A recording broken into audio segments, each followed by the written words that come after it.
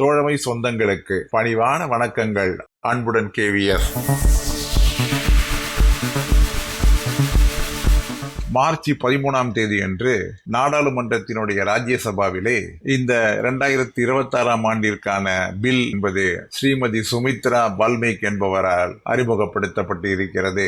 இந்த பில்லானது ஒரு தொழிலாளி தன்னுடைய பெற்றோர்களை பார்த்து கொள்வதற்காக, அவருடைய மருத்துவ காலத்திலே அவர்களை கவனித்துக் கொள்வதற்காக கொடுக்கப்பட்டிருக்கக்கூடிய ஒரு சலுகைக்கான ஒரு முன்வரைவு தான் இது. இந்த வரைவின்படி ஒரு தொழிலாளி தன்னுடைய பணிக்காலம் முழுவதற்கும் 45 நாட்கள் பேரண்ட் கேர் லீவ், அதாவது பெற்றோரை பாதுகாக்கிறதற்காக விடுப்பு என்பதை எடுத்துக்கொள்ள முடியும். 45 நாட்கள் தன்னுடைய சேவை காலம் முழுவதற்கும். இந்த விடுப்பு நாட்களுக்கு அவர்களுக்கு முழுமையான சம்பளம் மற்றும் அலவன்ஸ் என்பது வழங்கப்படும். இந்த பேரண்ட் என்று வரக்கூடிய நேரத்தில் தன்னுடைய பெற்றோர் மற்றும் வளர்ப்பு பெற்றோர் அல்லது தத்தெடுக்கப்பட்ட பெற்றோர் இவைகள் அனைவரையும் உள்ளடக்கி இருக்கும். அதே போன்று பேரண்ட்ஸ் இன்லா கூட, மாமனார் மாமியார் போன்றவர்கள் கூட 60 வயதுகள் முடிந்திருந்தால் அவர்களையும் தன்னுடைய பேரண்ட் கேரலுக்கு அவர்கள் கொண்டு வர முடியும். இதுபோன்று விடுப்பு எடுக்கக்கூடிய நேரத்திலே அவர்கள் இதற்கான அந்த டாக்குமெண்ட் என்பதை தர வேண்டும். இந்த விடுப்பானது விண்ணப்பிக்கப்பட்டால் 48 மணி நேரத்திற்குள்ளாக அவைகள் பரிசீலிக்கப்பட வேண்டும். ஒருவேளை நிராகரிக்கப்பட்டால், அதாவது ஒரு அவசர சேவையின் காரணமாக நிராகரிக்கப்படுவது என்று இருந்தால் அதற்கான காரணங்களை எழுத்துப்பூர்வமாக அளித்திட வேண்டும்.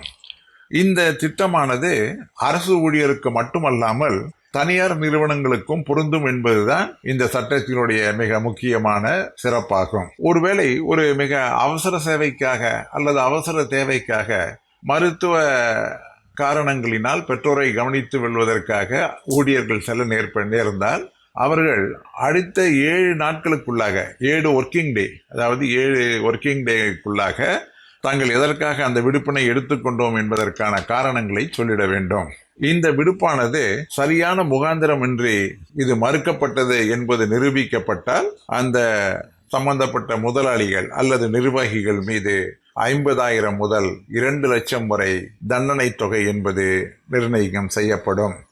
அதே போன்று அரசு ஊழியரோ அல்லது தனி நிர்வாக ஊழியரோ தவறான மருத்துவ சான்றிதழ்கள் போன்றவற்றை கொடுத்தால் அவர்கள் மீது ஒழுங்குமுறை நடவடிக்கை என்பதும் எடுப்பதற்கான வாய்ப்புகளும் இதில் உள்ளது.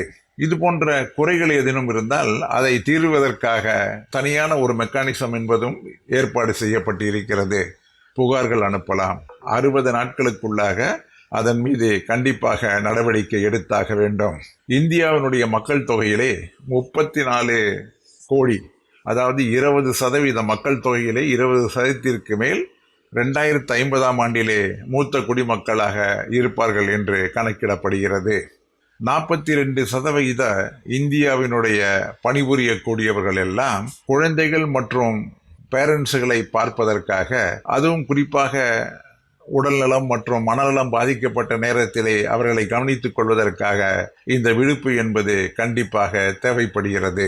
அதே போன்று 75% மூத்த குடிமக்களுக்கு அவர்கள் ஒரு கடுமையான நோயிலே பாதிக்கப்பட்ட நேரத்திலோ அல்லது சாதாரணமாக அவருடைய வாழ்க்கையிலே தேவைப்படக்கூடிய நேரத்திலோ 27% வரை அது போன்ற சூழ்நிலைகளிலோ உதவி என்பது தேவைப்படுகிறது.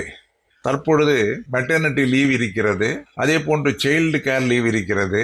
ஆனால் பெற்றோர்களை பாதுகாப்பதற்காக எந்த விதமான விடுப்பும் இதுவரை வழங்கப்படவில்லை.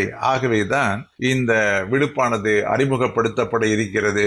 2 அவையிலும் இன்னும் 30 நாட்களுக்குள்ளாக இதன் மீது பரிசீலனை செய்யுமாறு இது டேபிள் செய்யப்படுகிறது என்று இந்த அறிக்கையிலே குறிப்பிடப்பட்டு இருக்கிறது. உள்ளபடியே நிச்சயமாக வரவேற்கப்பட வேண்டிய ஒரு தீர்ப்பு. ஏனென்றால் நம்முடைய அரசு ஊழியருடைய சட்டத்திலே எடுத்துக்கொண்டால் பெற்றோர்களை கவனிக்காமல் இருந்தால் அவர்கள் மீது ஒழுங்கு நடவடிக்கை எடுக்கலாம். இந்தியாவினுடைய பெற்றோர் சட்டத்தின்படியும் கூட ஒரு அரசு ஊழியர் தன்னுடைய பெற்றோர்களை கவனிக்கவில்லை என்றால் அவர்கள் மீது ஒழுங்கு நடவடிக்கை எடுத்து ஈவன் அவர்களை பணியை விட கூட நீக்கிட முடியும் என்கின்ற அளவிற்கு சட்டங்கள் இருக்கின்றன. அதனால்தான் இந்த முறை 8வது ஊதிய குழுவிற்கான அந்த அதாவது அதற்கான மெமோரண்டம் தயார் செய்யக்கூடிய நேரத்திலே நான் மிக தெளிவாக, ஏனென்றால் அந்த பணியை நான் மேற்கொண்டிருக்கின்றேன், அந்த பணியின் பொழுது மிக தெளிவாக குறிப்பிட்டேன்.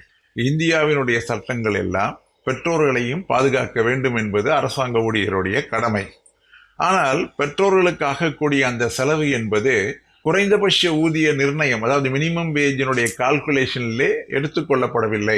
இது எடுத்துக்கொள்ளப்பட வேண்டும். தாய் தந்தையர் ஆகிய இருவருக்குமான அந்த 2 புள்ளி என்பது, அதாவது 2 யூனிட் என்பது சேர்க்கப்பட வேண்டும் என்கின்ற கோரிக்கையை வைத்திருக்கின்றோம். ஏனென்றால் தற்பொழுது 3 யூனிட், ஒரு ஆண், கணவன், மனைவி, 2 குழந்தைகள். கணவனுக்கு முழு யூனிட், மனைவிக்கு புள்ளி 80, அதே போன்று குழந்தைகளுக்கு புள்ளி 6 என்கின்ற அடிப்படையிலே 3 யூனிட் என்கின்ற அடிப்படையிலே தான் ஊதியம் நிர்ணயம் செய்யப்படுகிறது.